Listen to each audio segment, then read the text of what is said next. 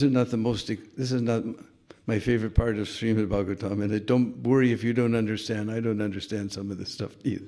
But anyway, we read it to become purified. So, text 19, I'll just read it. Saptamo mukhya sargastu sadvidus tastatusanchaya vanaspatya yoshadi lata svakshara virudo druma. Translation.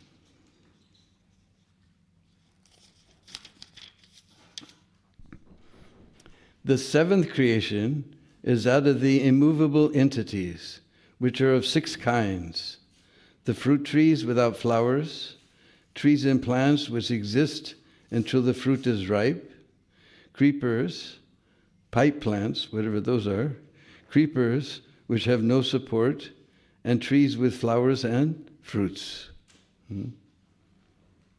So the seventh creation is out of the immovable entities, which are of 6 kinds. The fruit trees without flowers. Just like, has anybody ever seen a fig flower? Anybody ever see a fig flower? So I guess this is a type of tree without flower. Actually, the trick is the flower blooms inside the fruit. You know, when you eat a fig, you see all tiny little seeds are there. The flower blooms inside the fruit, self-pollinates. Like this is also banyan tree is like that. And so these are different types of trees, different types of entities who are fixed. So, fruit trees without flowers, trees and plants which exist till the fruit is ripe, creepers, pipe plants, don't know what that is, creepers which have no support, and trees with flowers and fruits. Text 20, a little short verse here. Utsrotsas tamapraya antapsparsha visheshina. All the immovable trees and plants seek their subsistence upwards. They are almost unconscious, but have feelings of pain within. They are manifested in variegatedness. All the immovable trees and plants seek their subsistence upwards. I guess that means they grow up. They are almost unconscious, but they do have feelings of pain within. This is interesting. They are manifested in variegatedness. So that brings us to text 21. Tirascham astama sarga sosta vimsad vido mata avido buri tamaso granodgya vidyavedina. The 8th creation is that of the lower species of life, and they are of different varieties, numbering 28. They are all extensively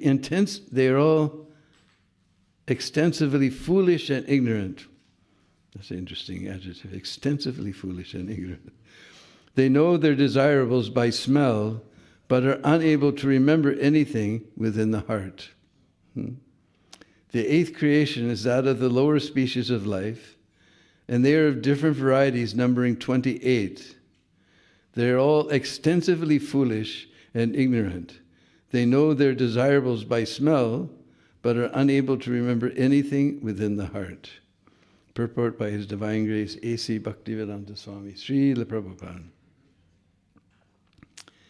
In the Vedas, the symptoms of the lower animals are described as follows.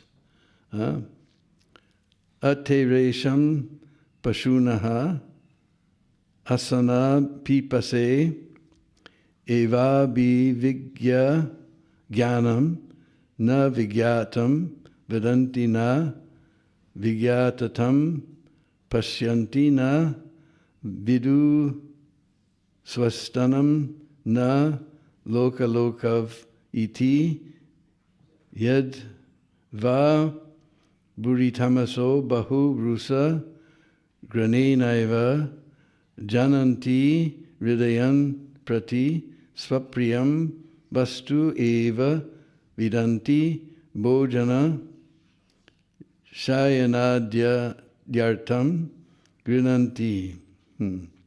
Lower animals have knowledge only of their hunger and thirst. They have no acquired knowledge, no vision. Their behavior exhibits no dependence on formalities. Extensively ignorant, they can know their eatable desirables only by smell, and by such intelligence only they can understand what is favorable and unfavorable. Their knowledge is concerned only with eating and sleeping. Therefore, even the most ferocious lower animals, such as tigers, can be tamed simply by regularly supplying meals and accommodation for sleeping. Only snakes cannot be tamed by such an arrangement. Hare Krishna.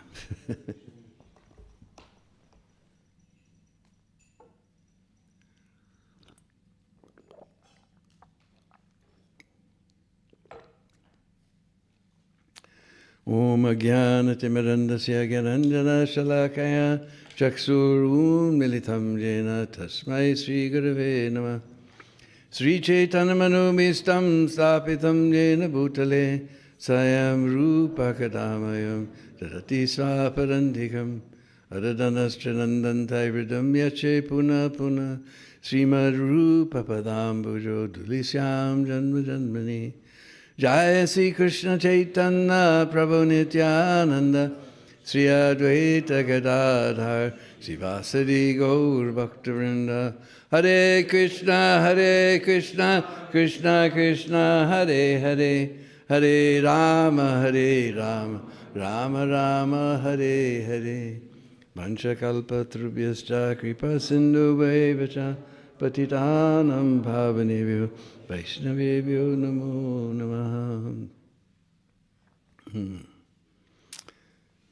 So like I said, this is not the most relishable part of Srimad Bhagavatam, but still just by hearing these things, we become purified.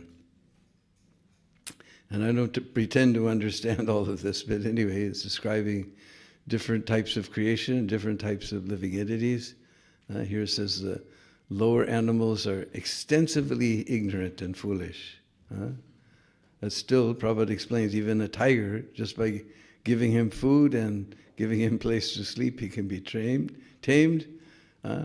But even, he said, but snakes, only snakes, they can't be trained by these types of arrangements. Snakes are so low-class animal. So, but we read all these things, we can understand how scientific that our scriptures are. Even everybody's very much amazed that Einstein came up with this theory of relativity, and they're coming up with more and more things that prove that he was right. At least till they discover something newer. Every time they're coming up with some new theory. But anyway. But theory of relativity was already there in our Shastra, 5,000 years ago, millions of years ago. Just like one time, there was one fellow named Raivat Maharaj. And he lived in Gujarat. And still there, one Raivata mountain is there, just near a place called Damodar Kund. And there's a big hill called, Girnar or something like that. So Raivat Maharaj, he had a very beautiful daughter. So she was the daughter of Raivat Maharaj, so her name was Revati.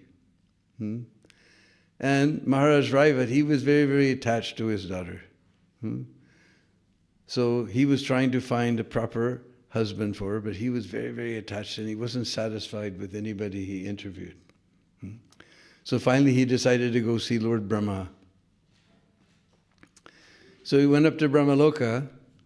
Now as soon as you go to visit your temple president or your GBC, there's a big sign on the door, meeting in progress, do not disturb, right?